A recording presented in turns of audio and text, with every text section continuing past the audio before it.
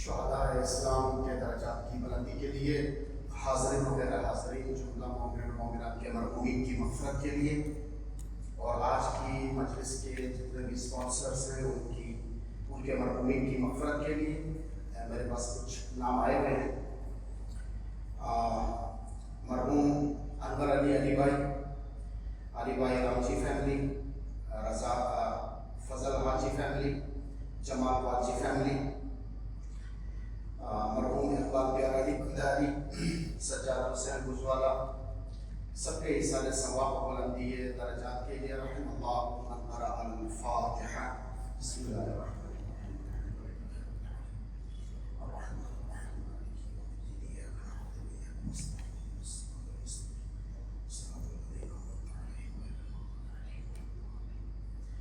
اعوذ باللہ من الشیطان الرجیم، بسم اللہ الرحمن الرحیم۔ الحمد للہ رب العالمین بارئ الخلائق اجمعین، الصلاة والسلام والتحیۃ والاکرام علی سید الانبیاء والمرسلین، شفیع المذنبین ورحمۃ للعالمین، الذی سمی فی السماء بأحمد وفي الأرضين بأبي القاسم محمد،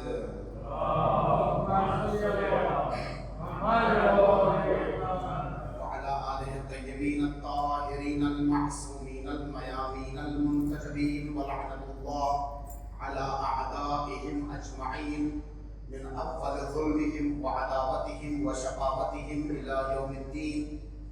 أما بعد، فقد قال الله تبارك وتعالى في كتابه الكريم: بسم الله الرحمن الرحيم. الرحمن علم القرآن، خلق الإنسان علمه البيان. صلوات على محمد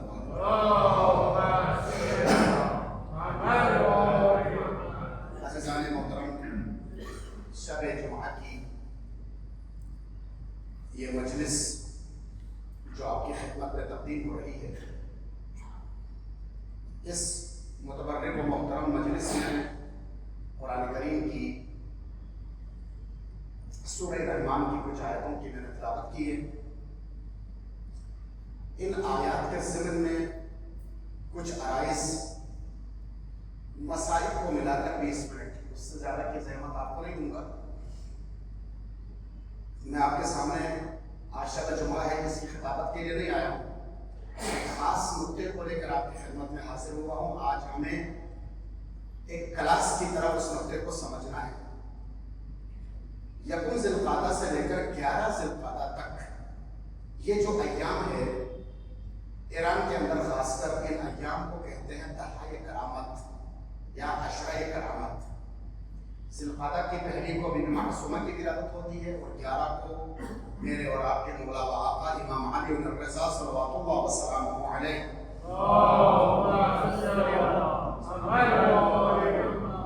ان دو ہستیوں کی ولادت باسعادت کی وجہ سے یہ 10 دن دہائے کرامت کے 10 دن کہلاتے ہیں، کیونکہ کریمہ اہل بیت اور کریم اہل بیت کی ولادت ہے۔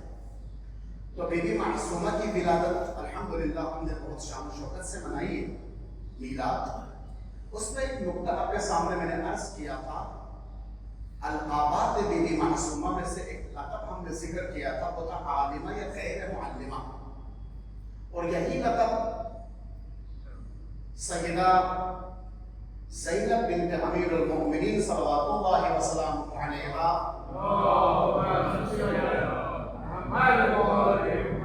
کے لیے امام معصوم کی زبان مبارک سے ادا ہوا: یا عمتی بحمد للہ انت عالمۃ غیر معلمہ وفہیمۃ غیر مفہمہ۔ یہ جملہ سیدہ زینب کے لیے بھی ہے، اور یہی عالمہ یا غیر معلمہ کا ٹائٹل حضرت معصومہ کے لیے بھی ہے۔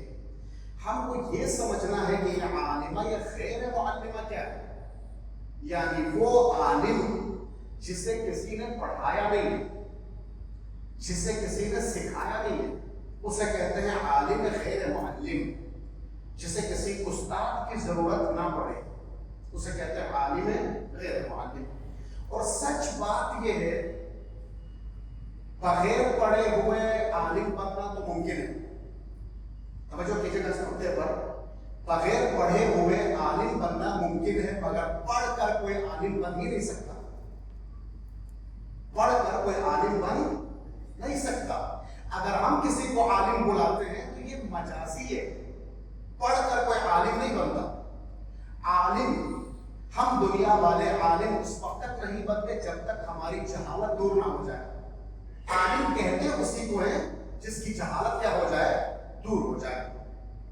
تو عالم غیر معلم جسے کسی نے پڑھایا لکھایا نہیں ہے. تو ہم اس نقطے کو ثابت کریں گے حضرت معصومہ کی ذات کے لیے اور بی بی زینب کی ذات گرامی کے لیے کہ آپ عالمہ غیر معلمہ کیسے ہیں. اس کے لیے دو مختصر سے مقدمے آپ کے سامنے رکھوں گا, پھر بات واضح ہو جائے گی. مجھے آپ کے قیمتی اوقات کا بھی احساس ہے لیکن اس نقطے کی وضاحت بہت ضروری ہے. پہلا مقدمہ سنیے گا. جب انسان کی تخلیق ہوتی ہے, جب میری اور آپ کی تخلیق ہوتی ہے تو دنیا میں دو طرح کے لوگ آتے ہیں. جب انسان پیدا ہوئے تو دو طرح کے انسان پیدا ہوئے. ایک قسم انسان کو قرآن نے پکار کے کہا واللہ اخرجکم من بطون امہاتکم لا تعلمون شیئا, کہ تم کو خدا نے ماؤں کے شکموں سے باہر نکالا اور تمہاری کیفیت یہ تھی کہ تم کچھ جانتے نہیں تھے. لا تعلمون شیئا یعنی تم جاہل پیدا ہوئے. یہ قسم تو یہ ہے. دنیا میں انسان جاہل پیدا ہوتا ہے, اس کے بعد کچھ پڑھ لکھ جاتا ہے, سیکھ جاتا ہے, تجربات, مشاہدات, ان چیزوں سے کچھ علم حاصل کر لیتا ہے. پیدا ہوتا ہے جاہل, دنیا میں آنے کے بعد تدریجاً وہ کچھ پڑھ لکھ جاتا ہے. ایک یہ قسم ہے. دوسری قسم یہ ہے, قرآن کہتا ہے الرحمن علم القرآن خلق الانسان علمہ البیان. کچھ لوگ دنیا میں ایسے ہیں کہ پڑھے لکھے پہلے ہوتے ہیں, پیدا بعد میں ہوتے ہیں. یہ میں نہیں کہہ رہا, قرآن کہہ رہا ہے. الرحمن علم القرآن, خدا وہ ہے کہ جو قرآن کی تعلیم دیتا ہے. پھر خلق الانسان, اس کے بعد انسان کو پیدا کرتا ہے. لیکن علم پہلے دیتا ہے پھر پیدا کرتا ہے. دو قسمیں آپ کے سامنے عرض کر رہا ہوں. ایک قرآن کی آیت کو بتلا دیا واللہ اخرجکم من بطون امہاتکم. کچھ لوگ جاہل پیدا ہوتے ہیں اور بعد میں پڑھ لکھ کر عالم بن جاتے ہیں. یہ ہم عام انسانوں کی بات ہے, سب کی بات ہے. ایک قسم خدا کی تخلیق میں انسانوں میں ایسی ہے کہ الرحمن علم القرآن خلق الانسان علمہ البیان. پہلے خدا علم دیتا ہے پھر خدا دنیا میں پیدا کرتا ہے. تو ممکن ہے کوئی کسی نے اعتراض کیا اس آیت پر, سارے لوگ دنیا میں جاہل پیدا ہوتے بعد میں پڑھ لکھ جاتے ہیں. یہ قرآن میں ترتیب ذرا آگے پیچھے ہو گئی ہوگی. خدا نے علامہ القرآن کو پہلے بیان کیا, خلق الانسان کو بعد میں بیان کیا. میرے عزیزوں, قرآن کی ترتیب بھی معجزہ ہے. جس طرح سے خود قرآن معجزہ ہے نا, میرے اور آپ کے جملوں میں یہ رد و بدل ہو سکتا ہے. قرآن میں رد و بدل ممکن نہیں ہے. قرآن کا ہر زیر و زبر, پیش, حرکات و سکونات سب کے سب معجزہ ہے. قرآن میں کوئی تبدل نہیں ہے. قرآن کی جو ترتیب ہے, اس ترتیب کے اندر بھی معجزہ ہے. میں آپ کو ایک مثال دوں. بسم اللہ الرحمن الرحیم. یا ایھا الذین آمنوا اتقوا اللہ وکونوا مع الصادقین. اللہ نے کتنے نقطے بیان کیے؟ اے صاحبان ایمان, سب سے پہلے ایمان حاصل کرو. واتقوا اللہ, پھر تقوی حاصل کرو. پھر تیسرے نمبر پر فرمایا وکونوا مع الصادقین, پھر سچوں کے ساتھ ہو جاؤ. یہ ترتیب بلا وجہ نہیں ہے. سچوں کے ساتھ ہونے کے لیے دو شرطیں اس سے پہلے ہیں. ایمان حاصل کرو, تقوی حاصل کرو, پھر سچوں کے ساتھ ہو جاؤ. اللہ نے یہ تو نہیں کہا کہ یا ایھا الذین آمنوا وکونوا مع الصادقین واتقوا اللہ. اے صاحبان ایمان, سچوں کے ساتھ ہو جاؤ, پھر دیکھ لینا, پسند آئے تو تقوی اختیار کر لینا, پسند نہ آئے تو تقوی اختیار نہ کرنا. نہ, خدا جانتا ہے جب تک ایمان اور تقوی نہیں ہوگا ممکن نہیں دروازہ یعنی تک انسان پہنچ سکے. تقوی ضروری ہے, ایمان ضروری ہے. تو ترتیب قرآن خود معجزہ ہے. تو قرآن میں ایسا نہیں ہے کہ خدا نے یوں ہی بیان کر دیا. ترتیب بہت ضروری ہے. چلے القابات مولا کائنات میں دیکھیں کیا خوبصورت ترتیب ہے. یہ ترتیب بلا وجہ نہیں ہے. جب امیر المومنین کو ہم خلیفہ پکارتے ہیں تو کیا کہتے ہیں؟ امیر پکارتے ہیں تو کیا کہتے ہیں؟ امام پکارتے ہیں تو کیا کہتے ہیں؟ ذرا غور کریں. خلیفۃ المسلمین, سارے مسلمانوں کے خلیفہ ہیں.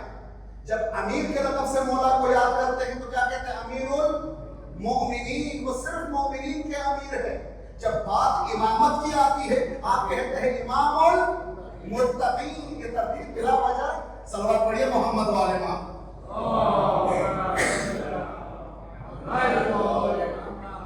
یہ ترتیب بلا وجہ نہیں ہے. الرحمن علم القرآن. خدا علم پہلے دیتا ہے. خلق الانسان. اس کے بعد انسان کو خدا کیا کرتا ہے؟ خلق کرتا ہے.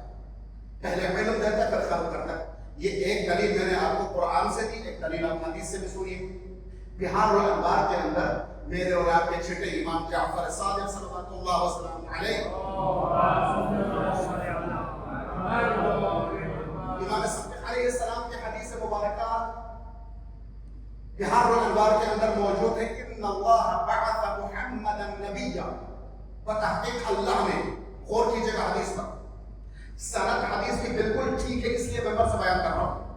سند حدیث کے اوپر کوئی شک نہیں ہے، کوئی گنجائش نہیں ہے شک کرنے کی. سند معتبر سند ہے اور اچھی حدیث ہے. یہ کوئی ضعیف حدیث نہیں ہے. امام صادق فرماتے ہیں ان اللہ بعث محمدا نبیا. اللہ تبارک و تعالی نے بتحقیق ہمارے جد محمد مصطفیٰ کو نبی مبعوث کیا. وہو روح. اس وقت محمد عالم دنیا میں نہیں تھے، وہ روح کی شکل میں تھے. غور کریں حدیث پر. ان اللہ بعث محمدا نبیا وہو روح. اللہ نے میرے جد محمد کو نبی کے طور پر مبعوث کیا جب وہ روح تھے. کہاں مبعوث کیا؟ الی الانبیاء. باقی نبیوں کی طرف مبعوث کیا، باقی نبیوں کی طرف بھیجا. وہم ارواح. اور باقی وہ نبی بھی سارے ارواح تھے، جسم نہیں رکھتے تھے، دنیا میں وجود نہیں آئے تھے. کب؟ قبل خلق الخلق بألفی عام. دنیا کے خلق ہونے سے 2000 سال پہلے اللہ نے میرے جد محمد کو جب عالم روح میں تھے مبعوث کیا. باقی انبیاء کی جانب وہ بھی عالم ارواح میں تھے دنیا کے خلق ہونے سے 2000 سال پہلے. تو جو خلقت دنیا سے 2000 سال پہلے نبوت کا کام انجام دے رہا ہو تو کیا دنیا میں آنے کے بعد لکھائی پڑھائی شروع کرے گا؟ صلوات پڑھیے محمد والے محمد. ایسا ممکن؟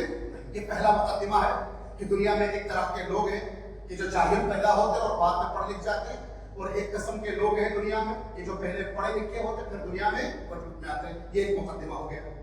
دوسرا مقدمہ سماعت فرمائے کہ جب تخلیق انسان کا سلسلہ شروع ہوتا ہے تو یہ تخلیق دو قسم کی ہے. ایک انسانی جو وجود ہے یا چیزوں کا جو وجود ہے وہ تخلیق کے شکل میں پروسیس ہو کر دنیا میں وجود میں آتا ہے، اور دنیا کی ایک مخلوق ایسی ہے جو امر الہی سے وجود میں آتی ہے. ایک مخلوق ایسی ہے جو تدریجاً آتی ہے، تدریجاً آتی ہے. وہ سسٹم سے گزرنا پڑتا ہے تخلیق کے لیے. اگر کوئی بچہ دنیا میں آتا ہے تو پورے سسٹم سے گزرنا پڑتا ہے. وہ نطفہ ٹھہرتا ہے ماں کے رحم میں، پھر وہیں پر اس کی گروتھ ہوتی ہے اور سلسلہ بڑھتا ہے 7 8 9 مہینے پھر دنیا میں آتا ہے. ایک طریقہ ہے، ایک سسٹم کے تحت دنیا میں چیزیں وجود میں آتی ہیں. ایک چیز ایسی ہے جو امر الہی سے فوراً وجود میں آتی ہے. ابھی سورہ یاسین میں آپ نے پڑھا اذا اراد شیئا ان یقول له کن فیکون. ایک تخلیق اللہ کی ایسی ہے جو کن فیکون سے وجود میں آتی ہے. دو تخلیقات ہیں، اس میں کسی قسم کے شکوک و شبہے کی گنجائش نہیں ہے. ایک تخلیقی مرحلہ ہے اور ایک کن فیکون کا مرحلہ ہے. اب جب تخلیقی مخلوق دنیا میں آتی ہے ان میں جو کمال آتا ہے وہ کمال بھی تدریجاً آتا ہے، گریجولی آتا ہے. مثلاً کیا؟ ایک بچہ ابھی دنیا میں پیدا ہوا، کچھ ہی عرصے کے بعد وہ بولنا شروع کرتا ہے، کچھ ہی عرصے کے بعد وہ چلنا شروع کرتا ہے، کچھ ہی عرصے کے بعد وہ چیزوں کو سمجھنا شروع کرتا ہے، کیونکہ کمال تدریجی ہے، تدریجی ہے. اب اگر کسی انڈے سے اگر سانپ کا بچہ باہر آتا ہے تو وہ بھی تدریجاً آنکھیں کھولنا شروع کرتا ہے، پھر رینگنا شروع کرتا ہے، پھر تدریجاً اس کے اندر زہر بھرنا شروع ہوتا ہے، پھر یہ چیزیں تدریجاً ہو جاتی ہے، گریجولی چیزیں آگے بڑھتی ہیں. لیکن جو امر الہی سے چیزیں وجود میں آتی وہ کمال کے ساتھ وجود میں آتی ہے، اس میں تدریج نہیں ہے. مثال دیتا ہوں، اللہ نے حضرت موسیٰ کو حکم دیا موسیٰ عصا پھینک دو. موسیٰ نے عصا کو پھینک دیا، فوراً وہ عصا کی شکل میں منتقل ہو گیا اور سارے سانپوں کو نگل گیا. ابھی عصا بنا تھا تو کیا اس کے اندر جو صلاحیتیں پیدا ہوئی وہ تدریجاً ہوئی؟ نہ، کیونکہ کمال بھی اس میں ایک ساتھ آ جاتا ہے، وہ کمال کے ساتھ پیدا ہوتی ہے. کیونکہ یہ عصا کا سانپ بن جانا تخلیقی مرحلہ نہیں ہے، امر الہی کا مرحلہ ہے. ایک شیر اگر دنیا میں ایک شیرنی اگر بچہ دیتی ہے تو اس کے اندر جو کمال ہے وہ تدریجاً آتا ہے. اگر امام کسی قالین کے شعر کو حکم کرے تو فوراً اٹھ جاتا ہے اور سب کو چیر پھاڑ دیتا ہے، کیونکہ اس میں کمال تدریجی نہیں، امر الہی سے آ جاتا ہے. صلوات پڑھیے محمد وعلى محمد. ان دو مقدموں کے بعد ہم اس نتیجے پر پہنچے کہ خدا بند عالم نے کچھ ہستیاں ایسی بنائی ہیں کہ جن کے اندر جو علم ہوتا ہے وہ دنیا میں آ کر لکھ پڑھنے کی ضرورت نہیں ہوتی، اور جن میں کمال ہوتا ہے وہ تدریجی کمال نہیں ہوتا بلکہ خدا کا عطا کردہ اور امر الہی کا کمال ہوتا ہے. کیا ایک سوال پیدا ہوا محترم، یہ باتیں تو سمجھ میں آتی ہیں اماموں کے لیے، یہ باتیں تو سمجھ میں آتی ہے 14 معصومین کے لیے، وہ تو منصوص من اللہ ہے.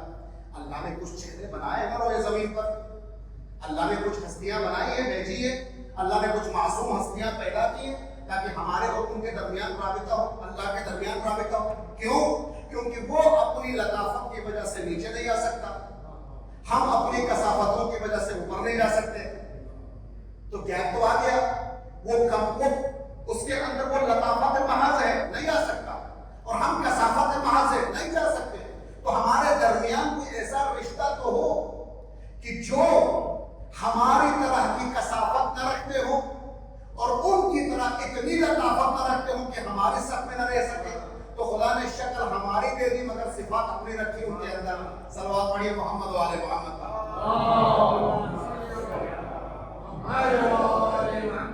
تو کہیں کہ محترم یہ باتیں تو وہاں صدق آتی ہے جو 14 معصومین ہیں، وہاں صدق آتی ہے جو 12 امام ہیں. حضرت زینب و حضرت معصومہ ان کا تعلق نہ 12 اماموں میں سے ہے نہ 14 معصومین میں سے ہے. اچھا، تو کس نے کہا علم الہی حاصل کرنے کے لیے یقیناً 14 معصومین میں سے ہونا ضروری ہے یا 12 اماموں میں سے ہونا ضروری ہے؟ یہ تو کرم پروردگار ہے جس کی جولی میں ڈال دے. قرآن پڑھیے، سورہ کہف کی آیتیں پڑھے. حضرت موسیٰ کون ہے حضور؟ اولو العزم انبیاء میں سے ہے، اور اولو العزم انبیاء میں سے بھی وہ 4 نبیوں میں سے ہے جن پر کتابیں نازل ہوئی، آسمانی کتابیں نازل ہوئی. حضرت موسیٰ بڑے نبی ہے نا، اولو العزم انبیاء میں سے، وہ اللہ سے ڈائریکٹ گفتگو کرتے ہیں، ہم کلام ہوتے ہیں. حضرت موسیٰ کو خدا نے کہا موسیٰ اب جا کے تھوڑا لکھ پڑھ لے. کہا پروردگار میں کس کے پاس جا کر لکھوں اور پڑھوں؟ کہا عبد من عبادنا، میرے بندوں میں سے ایک بندہ ہے، جائیں ان کے پاس اور پڑھ لے. تو وہ ڈھونڈتے پہنچے کس کے پاس؟ حضرت خضر کے پاس. حضرت خضر سے کہا کہ ہم آپ کی شاگردی اختیار کرنا چاہتے ہیں. اب ذرا جملے پر غور کیجئے گا. حضرت خضر نہ اولو العزم انبیاء میں سے نہ صاحب شریعت نبی ہے نہ صاحب کتاب نبی ہے. پہلی بات تو یہ ہے کہ ان کی نبوت کے اوپر بھی اختلاف ہے. بعض کہتے ہیں کہ نبی تھے، بعض کہتے ہیں کہ نبی نہیں تھے. حضرت خضر مورد بحث ہے لوگوں کے درمیان، لیکن ایک اولو العزم نبی سے خدا کہہ رہا ہے جا کر ان کے پاس پڑھ لے. کہا پروردگار کیوں ان سے پڑھ لوں؟ کیونکہ ان کو ہم نے اپنے پاس سے علم دیا ہے، علم لدنی ہم نے دیا ہے حضرت خضر کو. تو سورہ کہف میں پورا واقعہ داستان قرآنی ہے، کوئی جھٹلا نہیں سکتا، کوئی رد نہیں کر سکتا. آیا حضرت خضر کے پاس، ہم آپ سے پڑھنا چاہتے ہیں. کہا انک لن تستطیع معی صبرا، تم میرے ساتھ نہیں چل سکتا. پھر پوری داستان وہاں پر موجود ہے. تو خدا کیا کہنا چاہ رہا ہے؟ ایک اولو العزم نبی جو صاحب عصمت بھی ہے، صاحب شریعت بھی ہے، صاحب کتاب بھی ہے، وہ اگر علم لدنی حاصل کرنا چاہے تو حضرت خضر سے حاصل کر سکتا ہے. خضر ان سے بڑے نبی نہیں ہے. اگر نبی ہوئے، اگر نبی نہ ہوئے تو اور معاملہ آسان ہے کہ خدا چاہتا ہے کہ اپنے اولو العزم نبی کو بھی علم وہاں سے دے جا. حضرت خضر سے، حضرت خضر نبی نہیں ہے نہ اولو العزم نبی ہے، تو علم لدنی کس کے پاس موجود ہے؟ خدا جب خضر کو علم دے کر اس علم کو موسیٰ تک منتقل کرنا چاہتا ہے تو خدا کیوں نہ علی اور اولاد علی سے کوئی علم عطا کرے گا؟ خدا عطا کرے گا یہ علم. یہ ایک دلیل. دوسری دلیل عالمہ غیر معلمہ ہونے کی، حضرت مریم کا تعلق نہ نبوت سے ہے نہ امامت سے ہے. جب خدا خدا نے محراب عبادت چھوڑنے کا حکم دیا تو جبریل کو بھیجا، جا کر کہہ دو کہ محراب عبادت چھوڑ دے، صحرا کی طرف نکلے۔ حضرت مریم نکلی ہے صحرا کی طرف، حضرت جبریل نے رہنمائی کی تو پتہ چلا علم الہی وہاں بھی پہنچا حضرت مریم کے پاس۔ خدا نے اپنے کمالات کے ذریعے سے وہ علم جبریل کے ذریعے حضرت مریم تک پہنچایا۔ تو مریم نہ نبی ہے نہ امام ہے، نہ 12 اماموں میں ہے، نہ 14 معصومین میں، پھر بھی عدل لدنی کی مالک ہو جاتی ہے خدا کی مشیت سے۔ تو زینب و فاطمہ معصومہ کیوں کر نہیں ہو سکتی؟ صلوات پڑھیے محمد و آل محمد۔ خدا یہ علم عطا کرنا چاہے، میرا پروردگار اگر یہ علم دینا چاہے تو حسین کے ایک نوکر کو بھی خدا یہ علم دیتا ہے۔ ذرا سنیں بصیرت حضرت حر۔ کچھ عرصہ پہلے، تھوڑی سی مدت پہلے حر کا تعلق کیا تھا، اور اب حر کی بصیرت جا اٹھی ہے، مولا حسین کے قدموں پہ سر رکھا ہے، تو حر کی بصیرت کہاں پہنچی اور اس کا علم اور اس کا ادراک کتنا بلند ہوا۔ روایت ملتی ہے اصالہ صاحب کی مجلس سے، توجہ ملے، روایت ملتی ہے کہ حضرت حر کا بیٹا جب گھوڑے سے گرا زمین پر تو اپنے باپ کو آواز دی۔ حر کبھی زمین پہ گرتا تھا، کبھی اٹھتا تھا، کبھی گرتا تھا، کبھی اٹھتا تھا۔ اپنے بیٹے کے جنازے کی طرف حضرت حر آگے بڑھے، لیکن جب حر قریب پہنچے تو حر نے دیکھا کہ حر سے پہلے مولا حسین حر کے بیٹے کے جنازے پر پہنچے ہوئے۔ حر کے بیٹے کا سر حسین نے اپنے زانوں پہ رکھا ہے اور ایک جملہ حر سے کہا، حر میرے قریب مت آنا، واپس جا، واپس جا۔ حضرت حر نے ہاتھ جوڑے، کہا مولا غلام زادوں کے جنازوں پر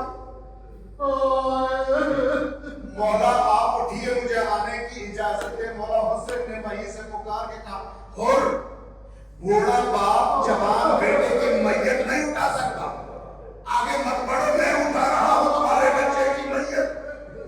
تو حر ایک مرتبہ زمین میں بیٹھ کر یا حسین کہہ کے بھی قبر میں لگا۔ تو یہاں حر اپنے بیٹے کا نہیں رو رہا تھا، حر کہہ رہا تھا یا حسین یا حسین۔ حر اپنے بیٹے پہ گریہ نہیں چل رہا تھا۔ حر کا علم اتنا بلند ہو گیا کہ حر کے علم نے درک کر لیا کہ ابھی میرا بیٹا شہید ہو رہا ہے تو اس کا سر حسین کے زانوں پر ہے۔ تھوڑی دیر کے بعد حسین کا بیٹا اکبر گرے گا تو حسین سے کون جائے گا، مولا بوڑھا باپ جوان بیٹے کی میت نہیں اٹھا سکتا۔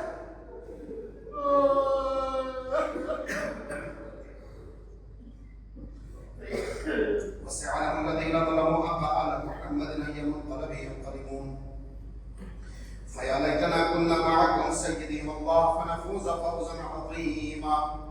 نسألك اللهم وندعوك ونقسم عليك باسمك العظيم الأعظم الأعز الأجل الأكرم بحق الحسين يا الله يا الله.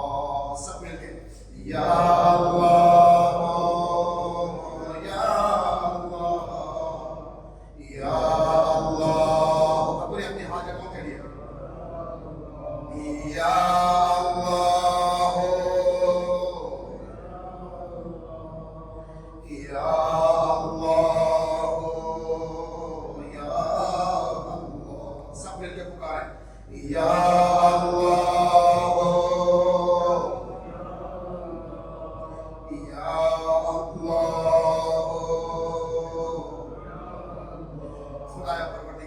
سے مدد کو اپنی بارگاہ احدیت میں قبول منظور فرمایا۔ اللہ محمد و آل محمد کے صدقے میں ہمیں دنیا میں اہل بیت کی زیارت اور آخرت میں شفاعت نصیب فرمایا۔ اللہ خدایا محمد و آل محمد کے صدقے میں منجی عالم بشریت کے ظہور میں تعجیل فرمایا۔ اللہ ہم سب کو مولا کے حقیقی اوان و انصار میں شامل ہونے کی توفیق دے یا اللہ۔ ربنا تقبل منا انك انت السميع الدعاء بحق زهراء وابيها وبعلها وبنيها وسر المستودع فيها بعدد ما أحاط به علمك. إن الله وملائكته يصلون على النبي يا أيها الذين آمنوا صلوا عليه وسلموا تسليما.